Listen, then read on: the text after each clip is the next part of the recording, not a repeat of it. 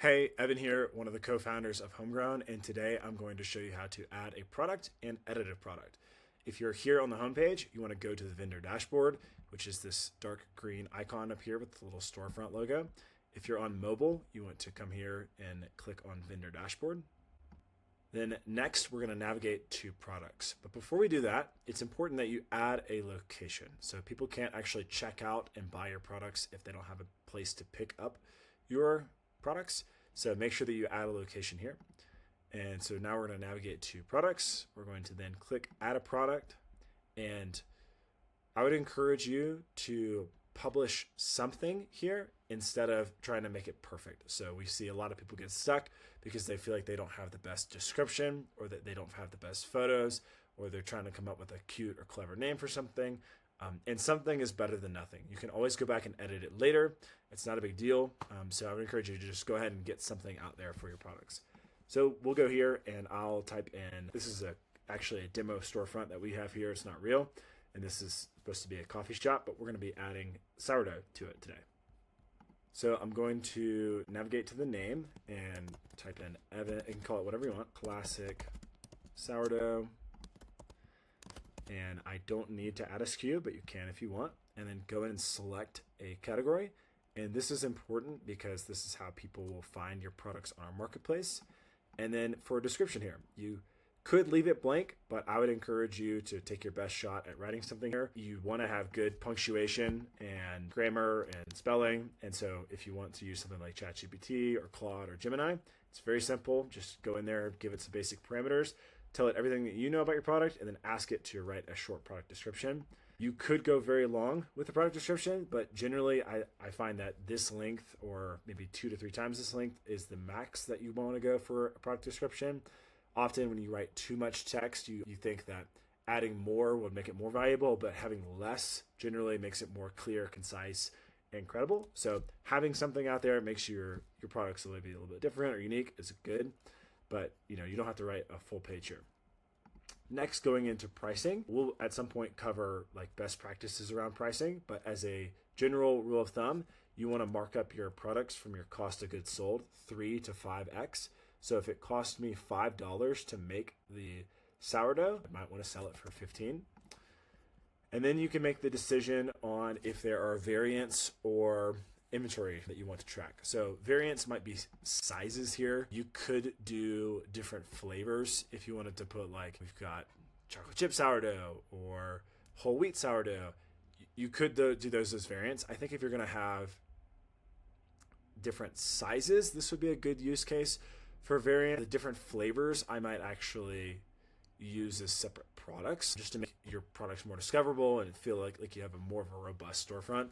But generally sizes I think would be fine to put as a variant. Obviously you've got all these different categories that you can use as well.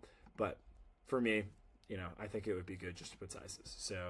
So let's go here and put 600 grams, and then I can actually go in and add another one. So now we're going to actually be required to put the price in for this one. So 15, and then I'm going to hit add a variant, and then let's do 800 grams. You don't have to do this. You can have no variants, and that's fine.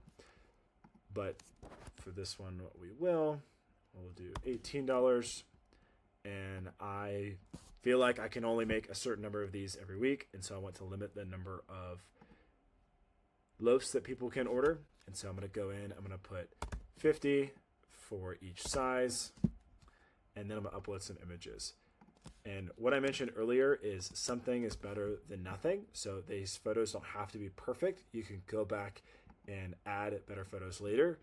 But for now, just upload what photos you have. And I would encourage you not to use stock imagery. A okay photo of your product is better than a nice stock photo. So use what you have for now. You can always take more photos later and edit them. So I've uploaded my photos, I've added inventory tracking, and I've also added variants. You don't have to add variants or inventory tracking, but most of our vendors at least use inventory tracking so that they make sure that they can fulfill all the orders. So now that I've got my name, my category, and I've added variants and inventory and images, I can now publish. Now, you don't have to do some of the things I just mentioned, but you do have to add name, category, and then photos. So those 3 things are required for a product to be published. So hit save and publish. And this is immediately going to post to your storefront. So if I just refresh here, our storefront, where now we're going to see Evan's Classic Sourdough Loaf. You can see the 2 variants here in sizes, and I could add either one to cart. If I tried to add 50, that would be the max I could add. If I hit 51, it's not even going to let me. So let's say I want to do 1 of each. So add to cart, and then somebody can come back here and add another one to the cart, and then you would see both of those. The shopper would see both of these in their cart. So going back to your dashboard, if you want to edit a product, you go to that little vendor icon, dashboard, products, and then click on a product. And then from here, you're going to click this little edit button. You can edit any details here, and then hit save. Make sure to hit save. And then from there, if let's say for some reason you want to remove this, like you ran out of stuff for sourdough and you're only selling cookies or coffee in this case, you can just hit unpublish, and then you can republish it later. If you're never going to sell this product again, or you messed up the listing, don't want to edit it or something like that, you can just archive it. Now this will be permanent, so it's best to just unpublish it unless you know for sure you're not going to use it later. So yeah, in summary, you need to add a location for pickup, and you need to add products, and adding something is better than nothing, but you do need a name, a category, and images to go with that product to publish it. Once you've published your product, I would encourage you to share your storefront link again. I would take, if it was me, I would go to my Facebook, and then I would add photos of my new products, and then I would add a link in either the comment of the post or the post itself, and then add, the photos and the post, and then a link so that people can order it from there. All right, good luck. Thanks.